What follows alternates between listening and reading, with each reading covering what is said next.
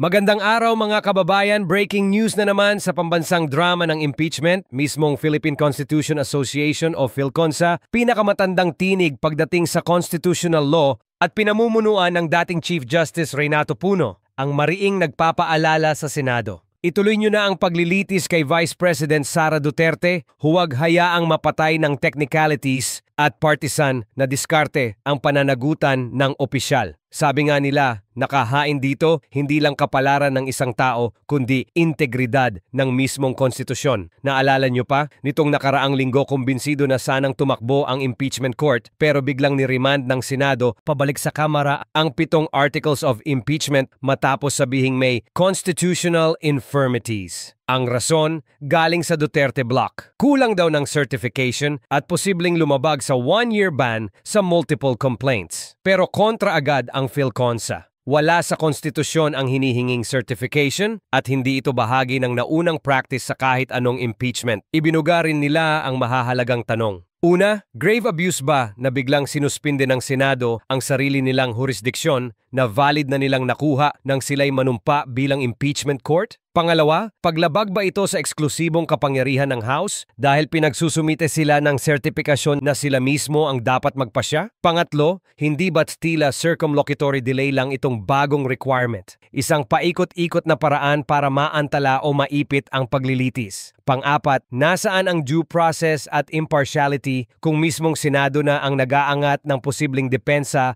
para sa akusado? Paalala pa ng PhilConsa sa doktrinang continuing jurisdiction, kapag hawak mo na ang kaso, hindi mo na pwedeng basta bitawan hanggat di ito tapos. Gaya ng sinabi sa Republic vs. Sandigan Bayan, 1997, at tulad ng ginawa sa US Senate sa kaso ni Bill Clinton. Samantala, gumalaw din ang Kamara. Nag-adopt sila ng resolusyon na nagsasabing pasado sa lahat ng konstitusyonal na rekisito ang reklamo. Pero hindi muna nila tinanggap pabalik ang articles. Naghihintay sila ng malinaw na sagot ng Senado sa mga tanong ng prosecution panel tungkol sa remand order. Habang nangyayari ito, nagagalit ang publiko. May mga grupo at ordinaryong mamamayan na nagprotesta sa labas ng Senado. Idineklarang betrayal of the Constitution ang delay. Malacanang naman, naghugas kamay. Wala raw hawak si Pangulong Marcos sa desisyon ng Senado, basta't sundin lang ang tamang proseso. Sa gitna ng ingay, tahasan pa ring itinatanggi ni VP Sara ang lahat ng akusasyon mula sa umano'y paglustay ng 612.5